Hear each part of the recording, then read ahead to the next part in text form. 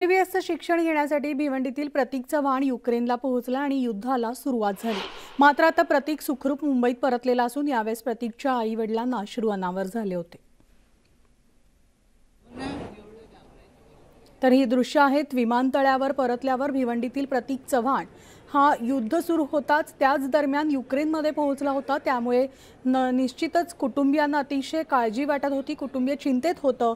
मात्र जे विद्यार्थी आता परत आलेले आहेत त्यापैकी प्रतीक चव्हाण देखील आहे आणि विमानतळावर एअरपोर्टवर मुंबईतल्या परतताच त्याच्या पालकांना अश्रू अनावर झाले।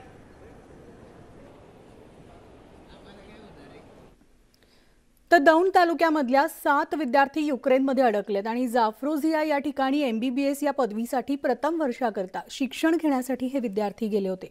दौंडमधील केडगाव इथल्या तेजस मोहितेसह 6 विद्यार्थी अडकलेत। तर हे विद्यार्थी सध्या बंकर लपून बसलेत आणि त्यांच्यासोबत भारतातील जवळपास 1400 विद्यार्थी अडकून पडलेत। या मुलांचे पालक देखील चिंतेत आहेत। त्याबद्दल तेजस मोहिते यांच्या आईशी बातचीत केली आमचे प्रतिनिधी सुमित सोनावणेने। आपल्यासोबत ज्या अडकून पडल्या त्यांच्या आई आहेत, त्या स्वतः डॉक्टर आहेत।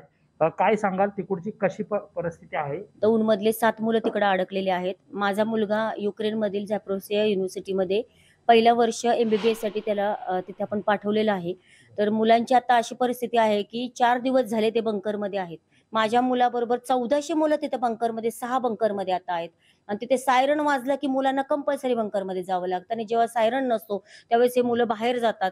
म्हणजे त्यांना खाण्याची पण व्यवस्था नाहीये, त्यांना पाणी सुद्धा मिळायला अवघड झालेलं आहे। मुली तिथे राहतायत, त्या मुलींना टॉयलेट्स नाहीये, त्या मुलींनी कशा पद्धतीने तिथे राहायचंय, म्हणजे अशी इतकी गंभीर परिस्थिती तिथे झालेली आहे। तर आमची राज्य सरकार असेल, केंद्र सरकार असेल, आमची त्यांना एकच रिक्वेस्ट आहे, म्हणजे मोदी सरकारला माझी एकच रिक्वेस्ट आहे की आपल्या भारतातली मुलं असते ते एवढे अडकलेले आहेत, तर 1-2 विमानं पाठवून तिथे काहीच होणार नाहीये। तर त्यांना त्या युनिव्हर्सिटी पासून आपल्याला जवळ-जवळ म्हणजे युनिव्हर्सिटी पासून एअरपोर्ट पर्यंत जाण्याची त्यांची सोय नाहीये। तर ती सोय त्वरित मोदी साहेबांनी तिथे करावी। तरी तिथे मुलांना आम्ही जरी प्रायव्हेट, म्हणजे आमच्या सगळ्या पालकांचं बोलणं झालं की आम्ही म्हणजे कशा पद्धतीने त्या एअरपोर्ट पर्यंत जाऊ शकतो, तर प्रायव्हेट टॅक्सी केले तर आम्हाला रिस्क आहे।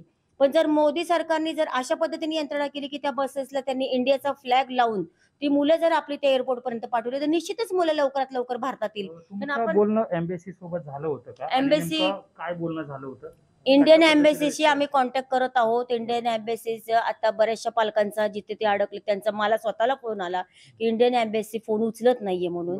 मग आता पालकांनी काय करायचं? आता आमची कॉन्फरन्स मीटिंग सगळ्या पालकांची आत्ताच झाली। तर पालक सगळेच फार चिंतेत आहेत की जर हे युद्ध वाढलं तर काय करणार? आता हे युद्ध शांत आहे, म्हणजे आता युद्ध किती दिवस चालेल हे सांगता येत नाही।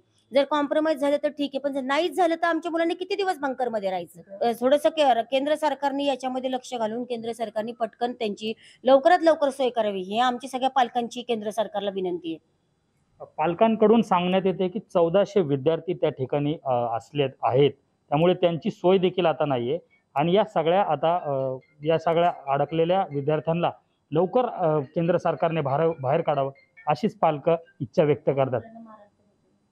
कॅमेरा पर्सन वाजिद बागवानसह सुमित सोनवणे, न्यूज 18 लोकमत, दौंड। तर रत्नागिरीमध्ये